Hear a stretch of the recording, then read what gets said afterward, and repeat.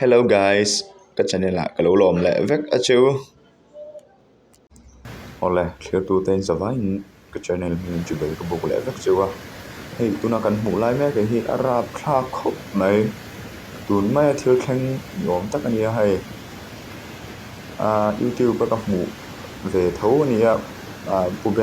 Ben Van trong channel là trong mình này. Hey hi tổng luyện luang lụt tu nhóm tất cả này. Hey, drop mẹ Arab khác thì mấy lâu chứ sợi thấy các cái này lâu Arab khác tất cả ok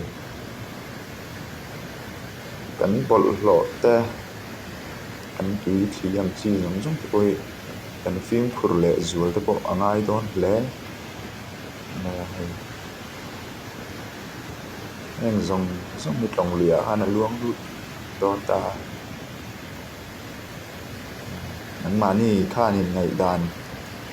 cái này tu ra khăn cần ngay Arab khác thì anh top mấy nè tin thiếu tu ta tu nó trong dù giờ lại chúng sang mình quý ngày đàn cho lại office trong department trong officer ta bây một tập tập đó là anh ngày đàn chúng sang cho lại trả lại thế này nó phụ nó thu anh soi video của ta